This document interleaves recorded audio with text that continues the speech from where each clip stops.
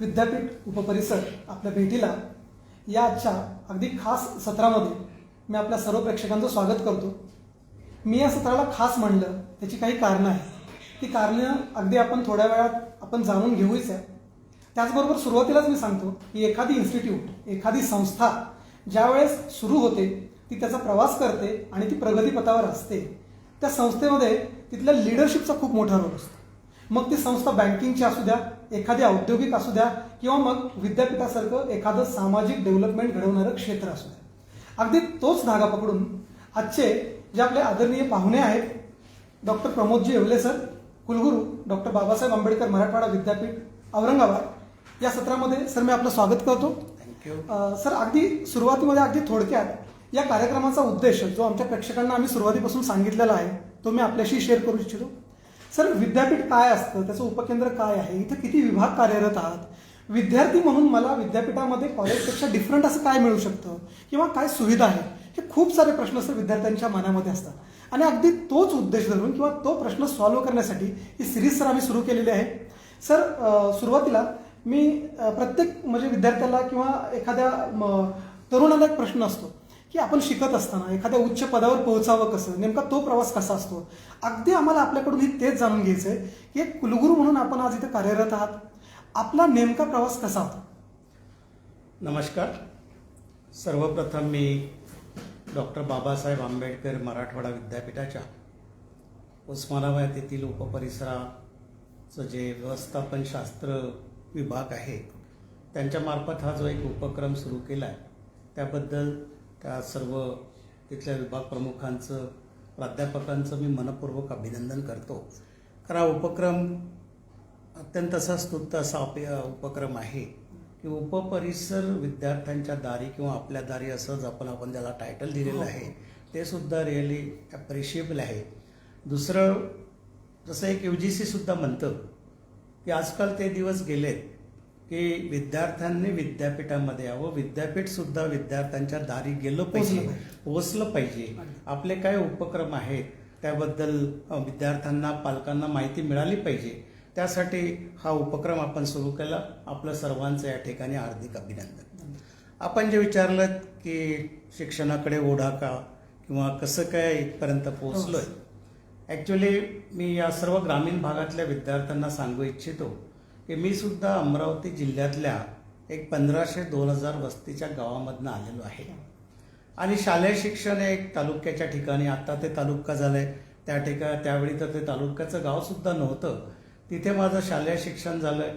नंतर जिल्ह्याच्या ठिकाणी आम्ही त्यावेळेचं जे BSc पार्ट 1 होतं ते केलं आहे आणि जसं सुरुवातीच्या काळामध्ये विद्यार्थी दशेमध्ये असं काही एक ऑब्जेक्ट किंवा काही आपलं ध्येय काही नसतं, हे करू ते करू, आणि प्रत्येकाला त्यावेळी अशी इच्छा असतं की इंजिनियर झाला पाहिजे, मेडिकल किंवा डॉक्टर झाला पाहिजे। माझ्याबाबत मात्र दोन्ही होता वाचले आणि मी न जाता फार्मसी क्षेत्राकडे झालोय। मेडिकलची ॲडमिशन माझी 1 मार्काने गेली, इंजिनियरला ॲडमिशन चांगल्या VRC, त्यावेळीची नागपूरची जी संस्था होती VRC, तिथे ॲडमिशन मिळून सुद्धा एक भाऊ इंजिनियर असल्यामुळे मी घेतले नाही।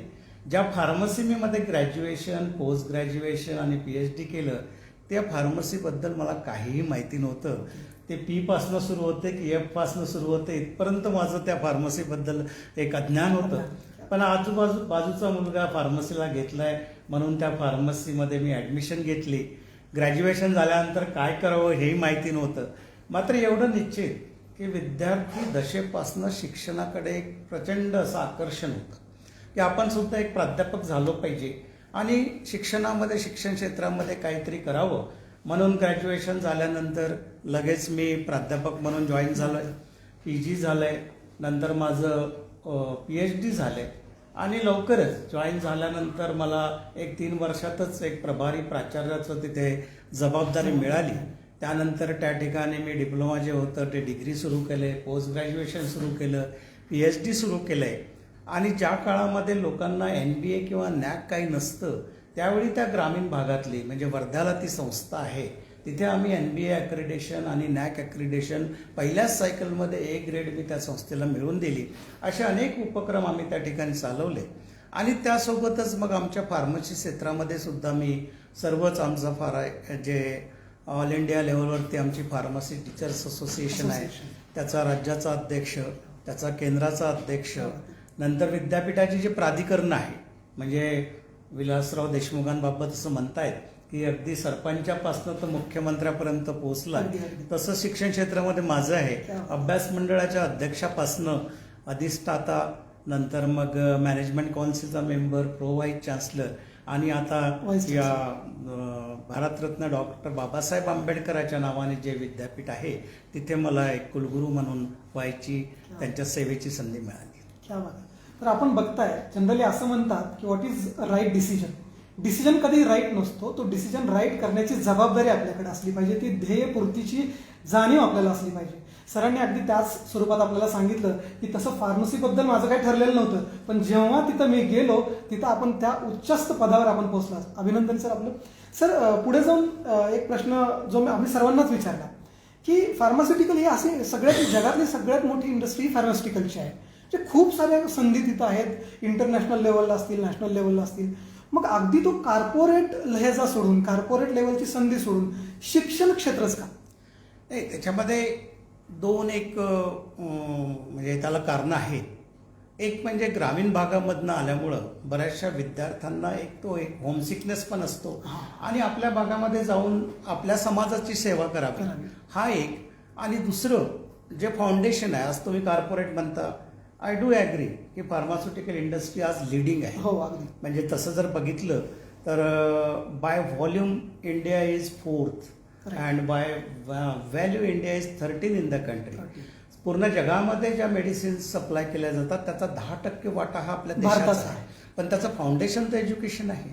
मग चांगल्या प्रतीचं एज्युकेशन विद्यार्थ्यांना मिळावं हा आपण प्रयत्न करूया, या उद्देशाने मी या क्षेत्रामध्ये आलो. आणि मग जसं माझे प्रयत्न नशिबाने सुद्धा साथ दिली, जसं तुम्ही म्हणालात की संधीचं सोनं कसं करावं, किंवा आपलं एखादं हे नसलं, ध्येय जरी नसलं तरी जे हाती आलं त्याच्या शिखरापर्यंत कसं पोहोचावं, त्या दृष्टीने मी प्रयत्न केले.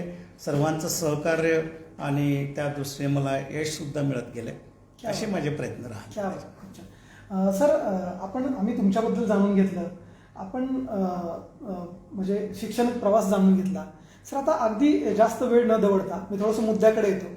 सर आपण विद्यापीठामध्ये कुलगुरू म्हणून जेव्हा जॉईन केलं, आम्हाला सुरुवातीचे काही अनुभव आहेत आपल्या ऐकायचे?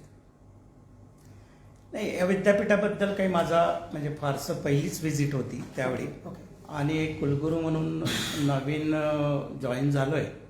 आणि मला असं म्हणावं लागेल की माझ्या नशिबामध्ये याच विद्यापीठाचा कुलगुरू होणं लिहिलेलं होतं.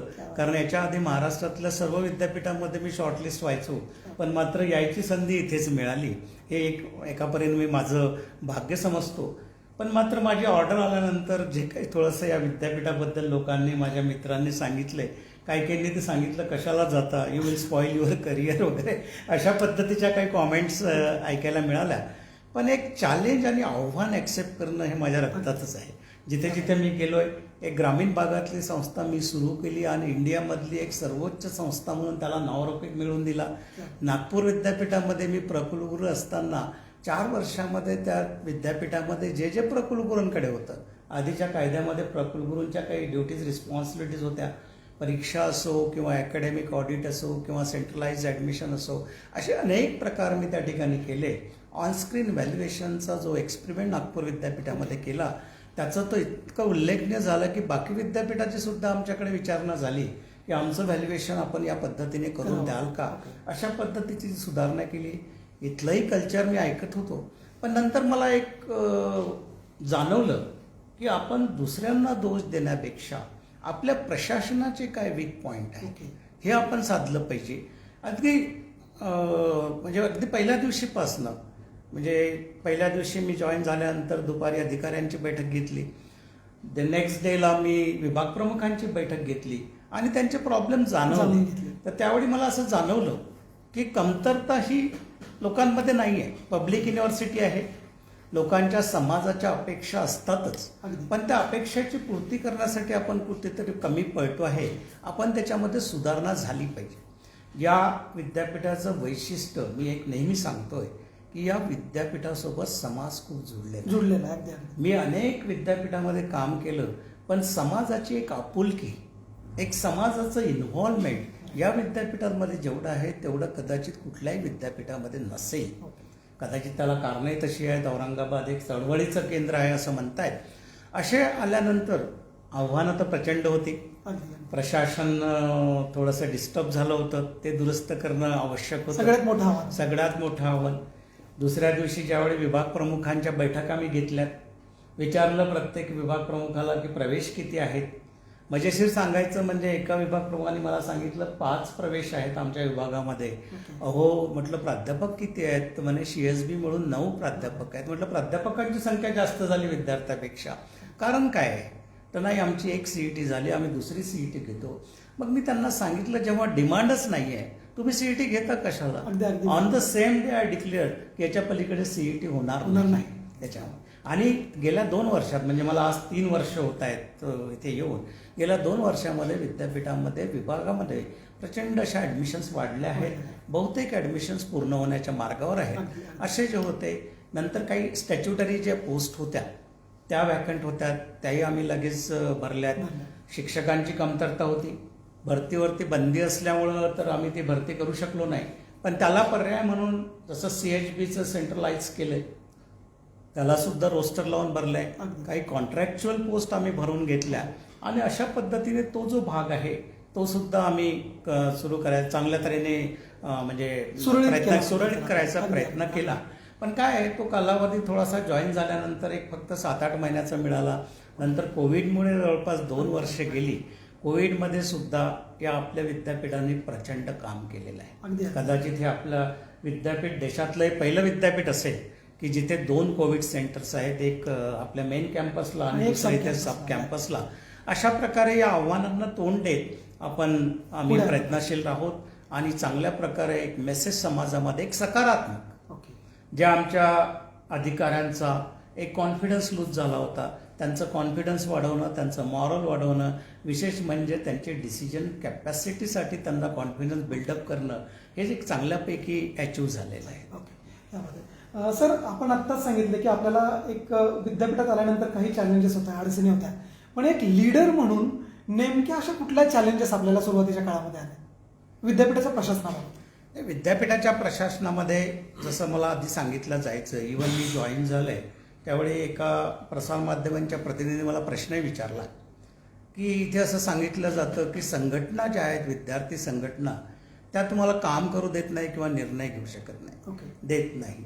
त्यावेळी सुद्धा मी त्यांना तेच सांगितलं, बघा विद्यार्थी संघटनाच्या जर मागण्या ह्या हे असतील म्हणजे रास्त असतील तर ते ऍक्सेप्ट करायला हरकत नाही. जे नियमात बसतं ते ऍक्सेप्ट करायचं, जे नियमात बसत नाही. माझा एक असा अनुभव आहे की आपलं ऍडमिनिस्ट्रेशन नियमानुसार आणि इम्पार्शियल असलं तर कोणी काही त्याच्यामध्ये इंटरफिअर करत नाही. जे आहे ते कायद्यानुसार, कारण काय विद्यापीठ हे कायद्यानुसार चालतं. विद्यापीठामध्ये स्टॅच्यूट आहेत, विद्यापीठामध्ये ऑर्डिनन्सच आहे. या ऑर्डिनन्सला जर आम्ही पाळलं, आम्ही कस्टोडियन आहोत, कुलगुरू असेल, प्रकुलगुरू असेल, बाकी प्राधिकरण असेल किंवा अधिकारी असतील, हे त्याला बांधील असतात. त्या चौकटीत राहून जर काम केलंय तर त्याच्यामध्ये काहीही होणार नाही. आणि एकच नियम जर सर्वांसाठी ठेवला तर फारशी काही कॉन्ट्रोवर्सी होत नाही. आता मला त्यावेळी सुद्धा सांगण्यात आलंय की मीडिया निगेटिव्ह आहे, पण माझं तर 3 वर्षामध्ये असं ऑब्झर्वेशन आहे की प्रसार माध्यम खूप पॉझिटिव्ह आहे. त्यांच्यावरती चेक असलाच पाहिजे. प्रसार माध्यमांचा चेक हा कुठल्याही ऑर्गनायझेशनवरती असला पाहिजे आणि तो असावा. ते त्यांचं काम करतात. माझं तसं मत आहे की त्यांना निगेटिव्ह आपण बनवतो आहे. एक सकारात्मक जर दृष्टिकोन आपण ठेवलाय तर तो सकारात्मकच राहतो. त्यामुळं प्रशासन कसं आहे याच्यावरती त्या विद्यापीठाचं किंवा त्या संस्थेचं यश महत्त्वाचं असतं. आणि माझं एक सर्वात महत्त्वाचं, मी बऱ्याचदा ठिकाणी सांगितलंय की ज्यावेळी एखाद्या संस्थेची विश्वासार्हता, त्याला क्रेडिटेबिलिटी, ती समाजामध्ये राहतं, ती संस्था यशस्वी होतो. आणि माझ्या मते ती क्रेडिटेबिलिटी आम्ही चांगल्यापैकी आता अर्न केलेली आहे. तर आपण बघताय, व्यक्ती असेल किंवा एखादी संस्था असेल, क्रेडिबिलिटी तुमची जेवढी चांगली तेवढं तुमच्या पदरी यश कधीही तेवढं उभं राहतं. सर, आपण सांगितलंच की प्रशासकीय ज्यावेळेस आपण पोस्ट जॉईन केली त्यावेळेस नेमक्या काय अडचणी होत्या, त्याच्याच अगदी संबंधित एक प्रश्न विचारतो. असे 3 बदल जे आपण इथे आल्यानंतर केले आणि त्याचे रिझल्ट खूप सक्सेसफुल आले. पहिला बदल तर फाईल ट्रॅकिंग सिस्टीम. त्याच्यामध्ये आधी जे मला सांगितलं जायचं आल्याला आम्ही 3-3, 4-4दा प्रस्ताव दिले. हां. ते गायब होत आहेत. विद्यार्थ्याचे रिप्रेझेंटेशन गायब होत आहेत. मी त्याच दिवशी निर्णय घेतला की नाही, इथे आलेला प्रत्येक पेपरची आणि फाईलची हे ऑनलाईन त्याचं ट्रॅकिंग होईल. ट्रॅकिंग झालं पाहिजे आणि ज्यांनी सबमिट करण्यात आला त्याचं रेकॉर्ड घरी बसल्या दिसलं पाहिजे. ओके. त्यावेळी काय असतं, प्रशासनामध्ये अधिकारी किंवा ज्याला आपण ब्युरोक्रॅट्स असं म्हणतो, हां, हां, हां. त्यांची एक अशी ठराविक मानसिकता असते. माझ्या ऑफिसमध्ये सुद्धा सर एवढ्या एंट्री कोण घेत बसेल, हे ओके. कोण करेल. Then on that day I think it was the 1 January 2020 मी ठरवलं की या पलीकडे मी स्वतः कुठले ट्रॅकिंग मधून आल्याशिवाय फाईल साईन करणार Sign नाही. करणार. ऑन द नेक्स्ट डे पूर्ण विद्यापीठ ट्रॅकिंग झालंय फाईल ट्रॅकिंगसाठी. आणि मी तुम्हाला अभिमानाने सांगतो की ट्रॅकिंग सिस्टीम सुद्धा वर्ध्याच्या पोलीस कमिशनरने आम्हाला मागितली.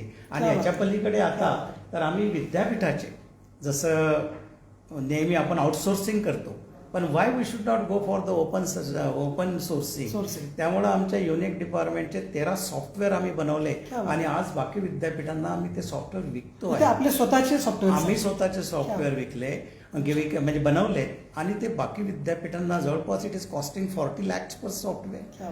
आणि त्याच्यामध्ये अकॅडमिक ऑडिटचे जे सॉफ्टवेअर आहेत, ओके. आज आपलं विद्यापीठ महाराष्ट्रामध्ये पहिलं आहे की जवळपास सर्व महाविद्यालयाचं अकॅडमिक ऑडिट झालेलं आहे.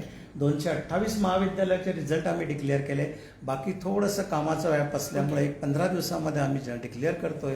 त्याची दखल माननीय प्रधान सचिव जे आहेत उच्च व तंत्र शिक्षण खात्याचे त्यांनी सुद्धा घेतली. घेतली आहे. त्यांनी ऑनलाईन आमचा डेमो घेतलाय. क्या बात आहे. अशा प्रकारचा हा एक डिसिजन घेतलाय. ओके. दुसरा मी सांगितलंय तुम्हाला, ऍडमिशन मध्ये जी रिजिडिटी होती ती मी फ्लेक्झिबल केलंय. ओके.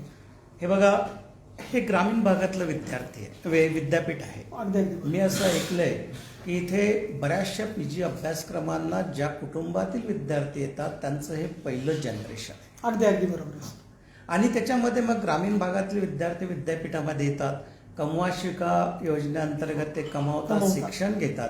आणि आमच्याकडे जागा रिकाम्या असून आम्ही त्यांना प्रवेश देत नाही, कारण आमची रिजिडिटी. बरोबर. एक तर मी पहिलं एक्झाम्पल सांगितलं तुम्हाला, प्रवेश CET. परीक्षा. अगदी. दुसरं असं मजेशीर होतं की जसं हिंदीला ऍडमिशन घ्यायची तर फर्स्ट लँग्वेजच हिंदी असली पाहिजे, ओके. नाहीतर आम्ही ऍडमिशन तशी देणार technical problem असायची. Technical problem. Okay. म्हटलं Y you want Hindi as a first language. ठीक आहे, फर्स्ट लँग्वेज असेल तर तुम्ही त्याला फर्स्ट प्रिफरन्स द्या. रेफरन्स द्या. अगदी. सेकंड लँग्वेज असेल तर सेकंड Second लँग्वेजला preference प्रिफरन्स द्या. आणि त्याची लँग्वेज हिंदी नसेल तरी त्याला प्रवेश द्या. द्या. मी सांगितलं माझं मी फार्मसी केलंय सपोज, मला हिंदीमध्ये करायचं पोस्ट ग्रॅज्युएशन, तुम्ही का त्याच्यामध्ये फ्लेक्झिबिलिटी बरोबर, ठेवत नाही. बरोबर. जेव्हा न्यू एज्युकेशन म्हणतंय, न्यू एज्युकेशन पॉलिसी की education is open for all, All. मग त्याच्यासाठी काही लोकांनी सांगितलं की टेक्निकल प्रॉब्लेम येतील, त्याला ग्रॅज्युएशनमध्ये हिंदी नसेल तर तो हिंदीमध्ये PG कसा करेल.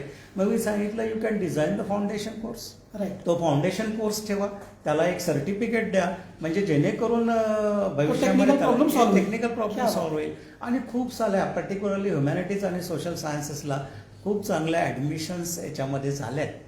आणि थर्ड एक चांगला आम्ही जो डिसिजन घेतलाय, एक स्किल छोटे छोटे जे कोर्सेस Courses आहेत, आहेत. Certificate जसं आता विद्यापीठामध्ये अटल इन्क्युबेशन सेंटर आहे. मी आज सांगू शकतो की तुम्हाला जवळपास 25 स्टार्टअप तिथे सुरू आहे. क्या बात आहे. गरजे मराठी सारख्या जे मराठवाड्यातील सक्सेसफुल एंटरप्रिनर आहेत, त्यांची एक संस्था इंटरनॅशनल लेवलला आहेत. त्यांचं जवळपास 29 कंट्रीमध्ये त्यांचे सदस्य आहेत. त्यांच्यासोबत आम्ही MOU केला आहे आणि या गरजू विद्यार्थ्यांना आम्ही हे कोर्सेस देतो आहे. असे अनेक शॉर्ट ड्युरेशनचे कोर्सेस सुरू केलेत. त्याच्या पलीकडे आम्ही काही CSR फंडामधनं कोर्सेस सुरू केले. अशा प्रकारे अनेक असे उपक्रम आम्ही या ठिकाणी चालवतो आहे त्याचा. ओके. आणि त्याचं फलित पण आम्हाला चांगलं दिसत मिळतं आहे. त्याचं. तर आपण बघताय पर्टिक्युलरली सरांनी जे 3 चेंजेस सांगितले त्यातले चेंजेस काही आमच्या विद्यार्थ्यांपर्यंत पालकांपर्यंत पोहोचले असतील. त्यातला एक जो चेंज सरांनी सांगितला फाईल ट्रेकिंग, तर त्याच्यामध्ये ते खूप असं छान म्हण आहे सर की लाल फितीचा कारभार असल्यावर काहीच कळत नाही माणसांना, एका सामान्य माणसाला. पण मी त्याचा अनुभव घेतलेला आहे.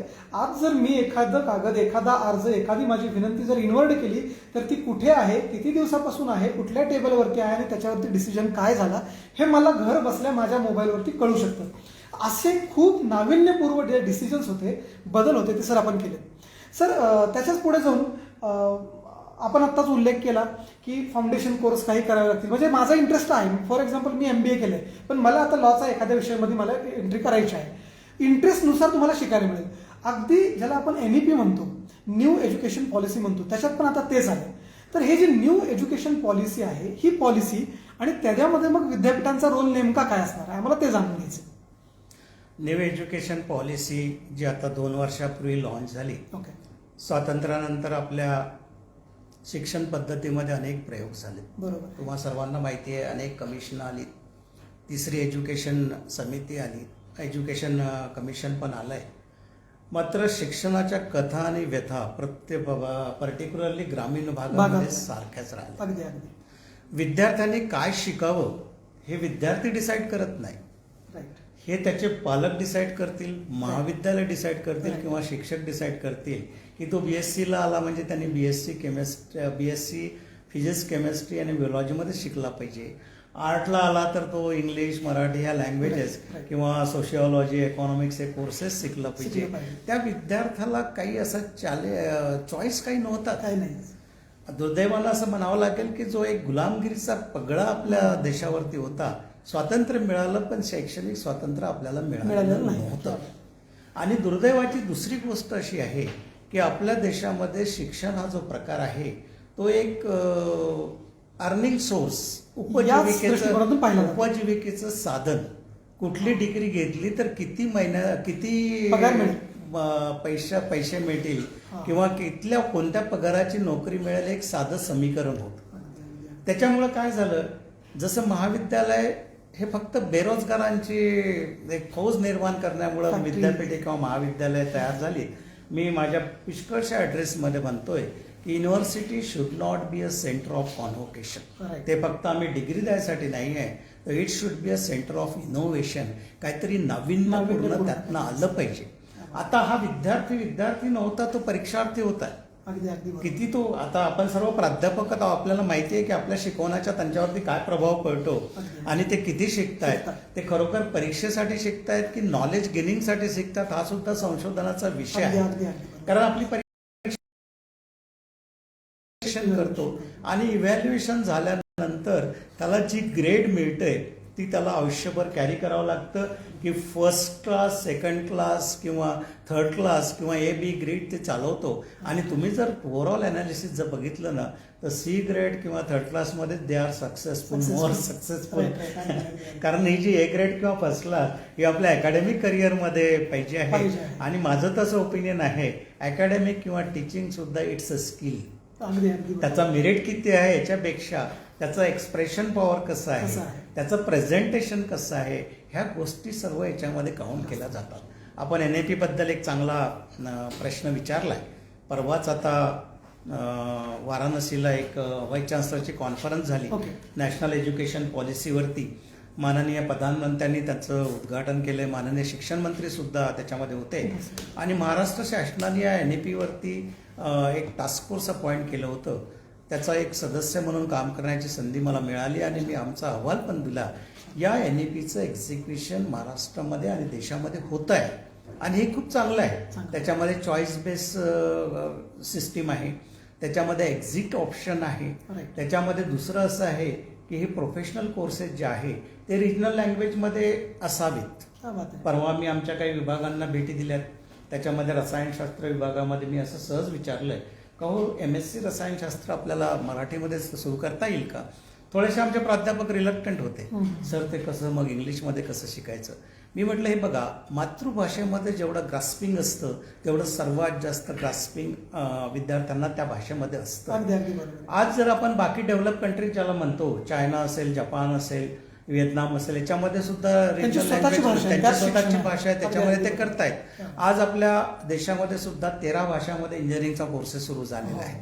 त्या दृष्टीने सुद्धा प्रयत्नशील राहिलं पाहिजे. आणि यामधला सर्वात मोठा ॲडव्हान्टेज जो राहील की आता तुम्हाला माहिती आहे कॉन्व्हेंट कल्चर आहे. अगदी ग्रामीण भागातले पालक सुद्धा आपल्या विद्यार्थ्यांना कॉन्व्हेंटमध्ये टाकतायत.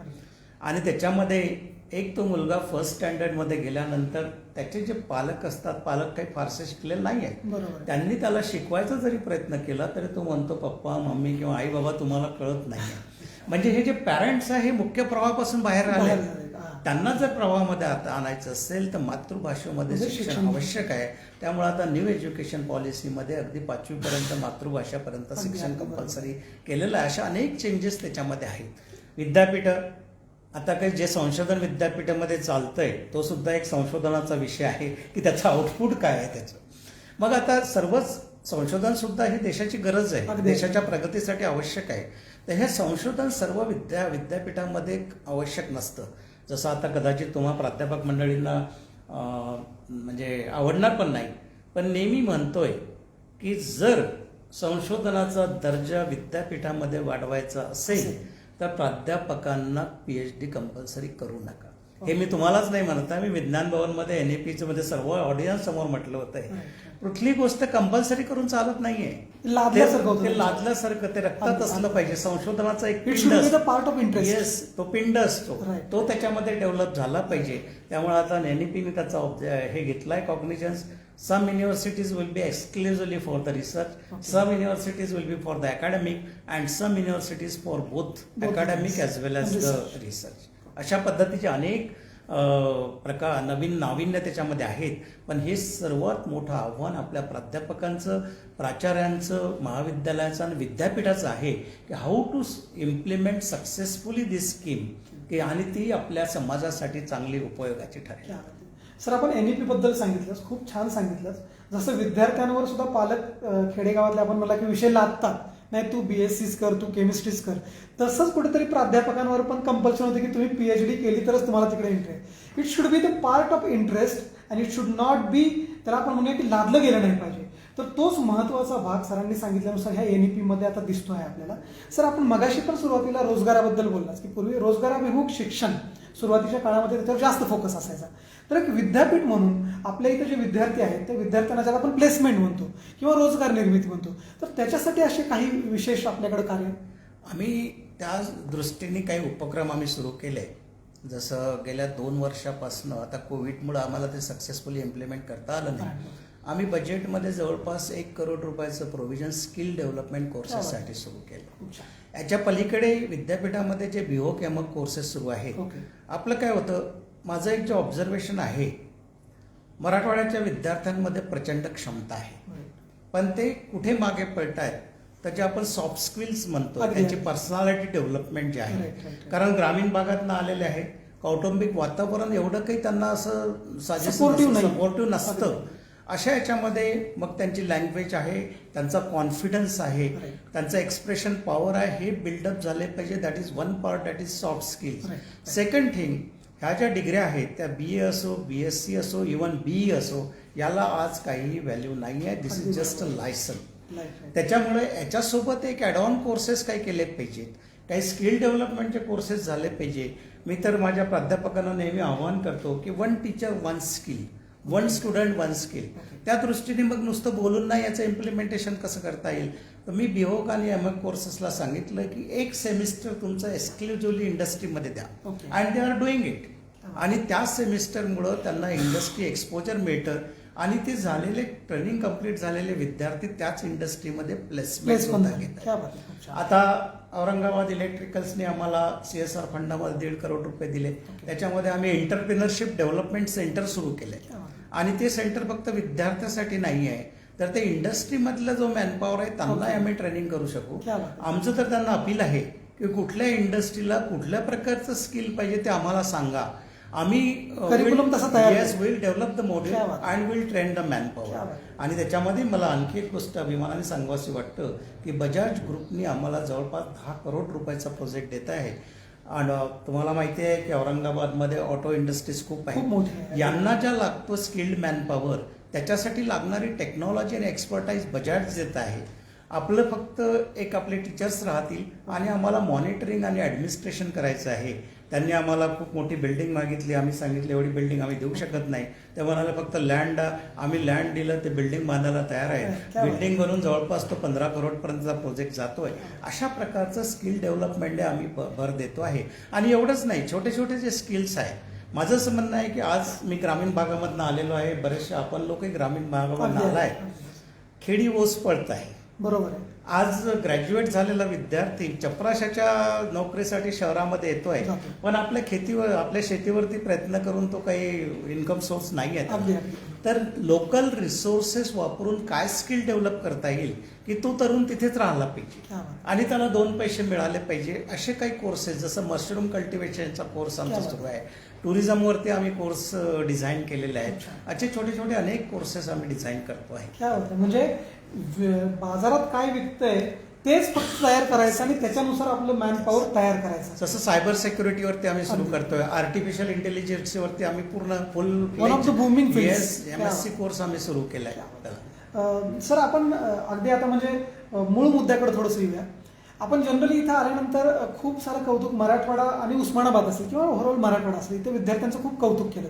तर नेमकं ह्या विद्यार्थ्यांच्या स्ट्रेंथ्स त्याला आपण म्हणतो त्या काय आहेत आणि त्या विद्यार्थ्यांनी कशामध्ये प्रगती करावी? नाही, विद्यार्थ्यांच्या ज्या स्ट्रेंथ आहे, मी पहिल्यांदा सांगितलं तुम्हाला, ते प्रचंड क्षमता आहे त्यांच्यामध्ये. विद्यार्थी खूप हार्डवर्कर आहेत. Right. आज जर तुम्ही स्कॉलरशिपचं प्रपोर्शन जर बघितलं, Okay. म्हणजे नुसतं महाराष्ट्रामध्येच नाही तर इंडियामध्ये सर्वात जास्त म्हणजे महाराष्ट्रामध्ये सारटी बार्टी जे बेनिफिशरी आहे ते आपल्या विद्यापीठाचे क्या आहे. बात आहे. नेट सेट क्वालिफाईड स्टुडंट आपल्याकडे आहे. क्या बात आहे. GRF SRF जे स्कॉलरशिप घेणारे ते जास्तीत जास्त विद्यार्थी आपल्याकडे आहेत.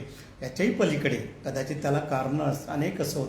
2-2, 3-3 PhD आणि 4-4 विषयामध्ये MA झालेले किंवा आपल्याकडेच MPhil झालेले विद्यार्थी आपल्या याच्यामध्ये आहे.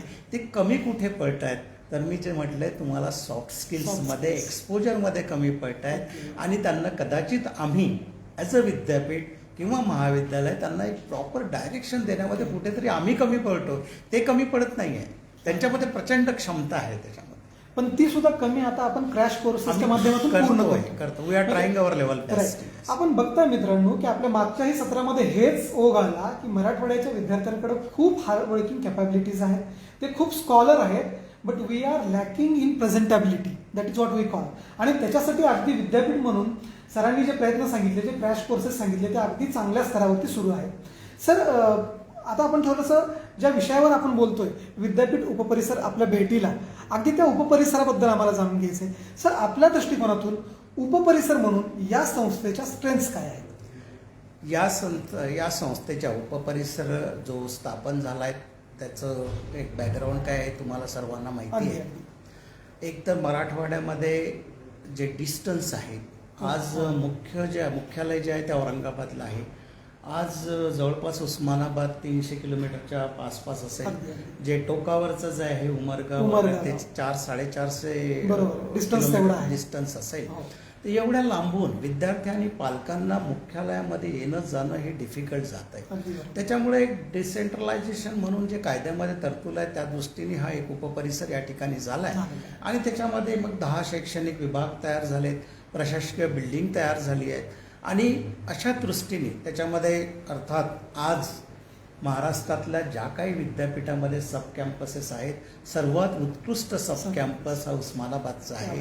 तिथले बिल्डिंग म्हणा, तिथलं प्रशासन म्हणा किंवा तिथले शैक्षणिक विभाग म्हणा, हे खरोखर कौतुकास्पद आहे त्याच्यामध्ये. आणि ग्रामीण भागातल्या विद्यार्थ्यांना आज विद्यापीठाच्या 10 डिपार्टमेंटमध्ये शिक्षणाची ही सवलत मिळत आहे. ते सुद्धा एक स्ट्रेंथ आहे. सर, आपण अगदी या संपूर्ण कार्यक्रमातून हेच विद्यार्थ्यांना सांगण्याचा प्रयत्न केला की ॲट धिस लेवल, म्हणजे ज्याला आपण तसं उस्मानाबाद ग्रामीण भागच म्हणूया, रिसर्चच्या फॅसिलिटी असतील, फिजिकल फॅसिलिटीज असतील, टीचर्स असतील किंवा टीचरचा रिसर्च असेल, तो तुम्हाला इथं मिळतोय. सर, अगदी आपण त्याच मुद्द्याला आपली स्ट्रेंथ म्हणलात. सर, त्याच्या पुढे जाऊन त्यालाच कनेक्टेड असा एक प्रश्न आहे की प्रत्येक इन्स्टिट्यूशनचं एक विजन असतं आणि ती विजन अचीव करणं किंवा किती मोठ्या प्रमाणावर ते अचीव करायचे ही त्या लीडरवरती डिपेंड असतं. सर, ॲज अ लीडर म्हणून उपकेंद्राबद्दल आपले विजन काय आहे? उपकेंद्राबद्दल मी बोलायचं तर या उपकेंद्राला खूप चांगलं एक भविष्य आहे. कारण जसं मराठवाड्यातल्या इतर विद्यार्थ्याबद्दल मी सांगितलं, इथले सुद्धा ग्रामीण भागातले विद्यार्थी आहेत, त्यांच्यामध्ये सुद्धा एक प्रचंड क्षमता आहे, पोटेन्शियल आहे. त्याच्यामध्ये माझं एक म्हणणं नेहमी प्राध्यापकांना, विभाग प्रमुखांना, प्राचार्यांना हेच असतं की आमचा विद्यार्थी हा जरी ग्रामीण भागातला आहे तर या स्पर्धेमध्ये तो मागे पडला नाही पाहिजे. तो जागतिक स्तरावरच्या स्पर्धेमध्ये गुणात्मकदृष्ट्या या स्पर्धात्मक युगामध्ये पुढे आला पाहिजे असं आम्हाला वाटतं आहे. कारण आजची स्पर्धा जी आहे आमची काही शेजारच्या विद्यापीठासोबत नाही आहे, बरोबर. आमची ग्लोबल लेवलला आहे. अगदी. त्यामुळे आमचे जे काही वीक पॉईंट्स आहेत that will consider as a strength, that will accept as a challenge, आणि त्याच्यावरती ओव्हरकम करून आमचा विद्यार्थी या स्पर्धात्मक युगामध्ये पुढे कसा येईल या दृष्टीने काही नवीन अभ्यासक्रम सुरू करणे, ज्या अभ्यासक्रमामध्ये काही ॲब्सोल्यूट झालेले चॅप्टर्स आहेत किंवा टेक्नॉलॉजी आहे ती ॲडव्हान्स करणे. कारण काय होतं, आधी म्हणायचे की जनरेशन गॅप जी असतं ती 25 ते 30 वर्षाची असतं, मात्र आता या ॲडव्हान्स टेक्नॉलॉजीमुळं किंवा त्याला आणखी बरेचसे रिझन्स असतील की टी व्ही आहे, मीडिया आहे, याचा इम्पॅक्ट आहे, त्यामुळे ही जनरेशन गॅप फक्त आता 5 ते 6 वर्षाची झाली आहे. टेक्नॉलॉजी आधी 10-10, 15-15 वर्ष चेंज व्हायची नाही, आता 24 तासामध्ये टेक्नॉलॉजी वाढत आहे. या सर्व गोष्टी कन्सिडर करून आपल्या करिक्युलममध्ये ते आवश्यक बदल झाले पाहिजे. आणि त्याच्यामध्ये मी तर इतका पॉझिटिव्ह आहे कारण विद्यापीठामध्ये एक असा प्रोटोकॉल असतो, एक सिस्टीम असतं. बोर्ड ऑफ स्टडीजने सिलेबस तयार केलं पाहिजे, फॅकल्टीमध्ये आलं पाहिजे, अकॅडमिक काउन्सिलला आलं पाहिजे. मी नेहमी यांना सांगतोय, बोर्ड ऑफ स्टडीजच्या चेअरमनला किंवा आमच्या प्राध्यापकांना, यू प्रिपेअर इट. कुलगुरूंना कायद्यामध्ये जे पॉवर आहे त्याला आम्ही मान्यता देऊ चांगल्या गोष्टीसाठी, आणि प्राधिकरणाच्या आमचे प्राधिकरण सुद्धा सकारात्मक आहे, त्यांची आम्ही मान्यता नंतर घेऊ. अशा प्रकारचे चेंजेस आम्ही त्याच्यामध्ये आणतो आहे. सो अशा पद्धतीने जर आपण आपलं म्हणजे करिक्युलम डेव्हलप केलं तर definitely it will be useful for the building the career of students. क्या बात आहे. म्हणजे जे विजन सरांनी सांगितलं ते क्वांटिटेटिव्ह न सांगता क्वालिटेटिव्ह सांगितलं, हा खूप महत्त्वाचा भाग आहे. Where we are working on the curriculum to develop our students. क्या बात आहे सर. सर आता आपण अगदी या कार्यक्रमाच्या शेवटाकडे येतोय. विद्यार्थी म्हणून इथले पालक असतील किंवा विद्यार्थी असतील तर त्यांच्यासाठी आपला संदेश. माझा संदेश त्यांच्यासाठी एवढाच आहे की पहिला, स्वातंत्र्यानंतर जर आपण बघितलं की प्रत्येक देशाची प्रगतीची काही क्षेत्र किंवा पॅरामीटर जे होती ती बदलत गेली आहे. ओके. ज्याला डिटर्मिनंट्स ऑफ प्रोग्रेस म्हणतात. सुरुवातीला लँड, जमीन, ज्याच्याकडे जास्त जमीन आहे तो डेव्हलप आहे. नंतर जे स्वातंत्र्यानंतर जे झालं ते इंडस्ट्रियलायझेशन, ज्यांच्याकडे ज्या देशामध्ये जास्त उद्योग आहेत किंवा उद्योगपती आहेत तो देश जास्त श्रीमंत आहे. मात्र ग्लोबलायझेशनमुळे हे सगळं ज्या देशामध्ये चांगला सुशिक्षित मॅनपॉवर आहे किंवा चांगल्या शैक्षणिक संस्था आहे त्याच्यामध्ये तुम्हाला सुद्धा माहिती आहे इंटेलेक्ट बिकम्स अ प्रॉपर्टी. आपली बुद्धी ही आपली प्रॉपर्टी आहे हे आतापर्यंत कोणाला माहिती नव्हतं. ते विकता येतं त्यामुळं आणि ते विकत पण घेता येतं. त्यामुळं विद्यार्थ्यांनी आपलं शिक्षण घ्यावं आणि चांगलं काहीतरी स्किल. शिक्षण फक्त परीक्षेसाठी नका हो, आणि शिक्षण हे काही नोकरीसाठी नाही. त्याचे मी नेहमी सांगतोय की we should not, university should not develop the job seekers, they should develop the job givers. अशा पद्धतीचं आलं पाहिजे. आणि जो मंत्र मी माझ्या आयुष्यामध्ये वापरात आणलाय नेहमी, I am a very dedicated. माझ्या 3 Dचे माझे एक प्रिन्सिपल आहे, डेडिकेशन, डिटर्मिनेशन अँड डिसिप्लिन. याच्यावरती चाललंय तर डेफिनेटली सक्सेस मिळतच आहे. तो कुठून आला, स्काय इज द लिमिट. त्यामुळे त्याला काही नाही, तो ग्रामीण भागातनं आला काय, शहरी भागातनं आला पाहिजे काय, मेहनत घ्या, हार्डवर्क करा, यश तुमचंच आहे. क्या बात आहे.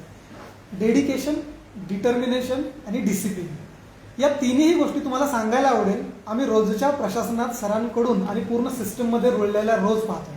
तर आपण बघताय हा जो प्रवास सुरू झाला तो सरांच्या अगदी वैयक्तिक जीवनापासून सरांनी सुरू केलेला हा प्रवास, अगदी मग विद्यार्थ्यांच्या अपेक्षा काय, विद्यार्थ्यांना चेंज करण्यासाठी करिक्युलम कसा चेंज करावा लागेल, ॲटिट्यूड कसा चेंज करावा लागेल, इथंपर्यंत ते डायरेक्ट उपकेंद्राचं विजन काय आणि त्याच्यासाठी आम्ही काय वर्क करत आहोत, इथंपर्यंत आलेला हा प्रवास. सर, विद्यापीठ उपपरिसर आपल्या भेटीला या माध्यमातून हे शेवटचं सत्र म्हणून आपण इथं आलात, आमच्या विद्यार्थ्यांना आणि आमच्या पालकांना आपण संदेश दिलात, त्यांना मार्गदर्शन केलं, त्याबद्दल मी आपला खूप आभारी आहे. सर, अगदी जाता जाता हा प्रोग्राम म्हणून नेमकं आपल्याला काय वाटतं याबद्दल सांगावं. नाही, मी अगदी सुरुवातीला सांगितलं हा प्रोग्राम तुमचा खूप इफेक्टिव्ह आहे आणि विद्यार्थी आणि पालकांवरती खूप इम्पॅक्ट देणार आहे आणि याचा प्रसार झाला पाहिजे. मी तर डॉक्टर सुयोग अमृतरावला सांगितलंय की सब कॅम्पस नाही, याचं आता आयोजन आम्ही मुख्य परिसरामधनं सुद्धा करू आणि एक चांगला उपक्रम आपण हाती घेतला त्याबद्दल म्हणजे ऍक्च्युली हा विद्यार्थी हिताचा उपक्रम आहे. प्राध्यापकांनी 4 भिंतीच्या आत राहून शिकवणं किंवा प्रयोग करणं किंवा प्रात्यक्षिक करणं हे दिवस गेले. तुम्हाला समाजामध्ये मिसळलं पाहिजे, समाजाच्या गरजा काय आहे जाणून Outreach घेतलं ज्याला पाहिजे. आपण हे जसं आता परवाच्या ज्या याच्यामध्ये NAPचं जे सेशन झालंय Okay. वाराणसीला, Okay. त्याच्यामध्ये माननीय पंतप्रधानांनी सांगितलंय की लॅब टू लँड क्या बात. हे नॉलेज गेलं पाहिजे. तुमचं संशोधन हे लॅबॉरेटरी पुरतं मर्यादित राहू ते आता land नये, पर्यंत ते गेलं. समाजापर्यंत गेलं पाहिजे. आणि सेकंड थिंग सांगितलं त्यांनी लँड टू लॅब. समाजामध्ये असे अनेक लोक आहेत की त्यांच्याकडे कदाचित तुमच्या एवढ्या क्वालिफिकेशन नसेल, पण त्यांचं जे एक्सपर्टाईज आहे ते तुमच्यापेक्षा जास्त आहे. त्यांना घेऊन ते एक्सपर्टाईज तुम्ही चांगल्या टेक्निकल पॉईंट ऑफ व्ह्यू कसं डेव्हलप कराल त्या दृष्टीने केलं तर हा 2 वे प्रवास निश्चितच आपल्या समाजाला खूप पुढे घेऊन जाईल, यात मला काही डाऊट नाही आहे. आपला उपक्रम खूप अभिनंदनीय आहे. आपलं सर्वांचं मी या ठिकाणी अभिनंदन करतो आणि हा उपक्रम पुढे सुरू राहावा याबद्दल सर्वांना शुभेच्छा देतो. क्या बात आहे. तर जसं सरांनी सांगितलं, लॅब टू लँड आणि लँड टू लॅब हा जो प्रवास आहे हा ओव्हरऑल प्रगतीच्या दृष्टिकोनातून खूपच महत्त्वाचा हा प्रवास असणार आहे. सर, अगदी या उपपरिसर आपल्या भेटीला या संपूर्ण परिसंवादाची ज्याला आपण म्हणू, या सत्राची सांगता आज आपण इथं करतोय. आपल्या शेवटचं हे सेशन झालं. अगदी या सेशनमध्ये आम्ही जो भाग सुरुवातीला करायला हवा होता तो शेवटला का होईना आम्ही आता करतोय. आम्ही तुमचं भाग्य समजतो की आपण इथं आलात, आमच्या विद्यार्थ्यांना मार्गदर्शन केलात. मी आमच्या विभागाचे संचालक डॉक्टर सुयोग अमृतराव सर, तसेच व्यवस्थापन परिषद सदस्य जयसिंगरावजी देशमुख सर, उपकेंद्राचे संचालक डॉक्टर गायकवाड सर आणि संजय मामा निंबाळकर यांना मी अशी विनंती करतो की आपण सरांचं पुष्पगुच्छ देऊन इथं सत्कार करा.